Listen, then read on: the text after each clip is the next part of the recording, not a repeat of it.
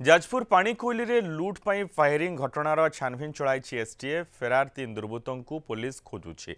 धरिबा को एकाधिक स्थान में जाल बिछा जाइछि। दोकानी एतला को आधार करी सीसीटीवी फुटेज देखि छानभिन जारी रही। डकायत माने बिहार छाप्रार बोली जना पड़ी।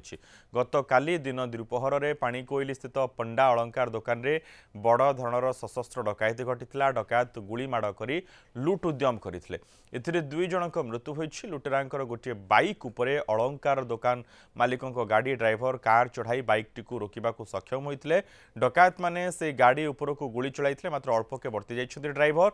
स्थानीय लोकों द्वारा काबू होइतबा 2 जन डकायत को चिकित्सा पई कटक बड़ डाक्तरखाना भर्ती करा जाइछि। केन्द्रांचल डीआईजी चरण सिंह मीना, जाजपुर एसपी यश प्रताप श्रीमल प्रत्यक्ष तत्वावधान में घटनार तदंत जारी रही। एथिपाई scientific team, crime branch STF team सहायता नि पुलिस विभिन्न स्थानरू सीसीटीवी फुटेज संग्रह कर घटनार तदंत जारी रखी। तेज मृतक परिवार लोकों मध्य शोकर छाया रही।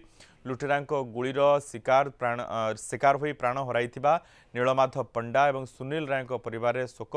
रोजगारिया पुओं को हराई संपूर्ण भांगी पड़ती परिवार लोके।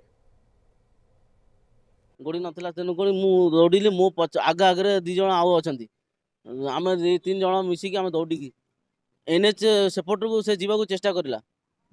जेहेतु फास्ट बैरिकेड डेला, सेकेंड बैरिकेड डेला, थर्ड बैरिकेड आम धरिलु। धरिकी आम से माड़ी बसिक धरिकी किसी लोक थे पिटापिटी करें।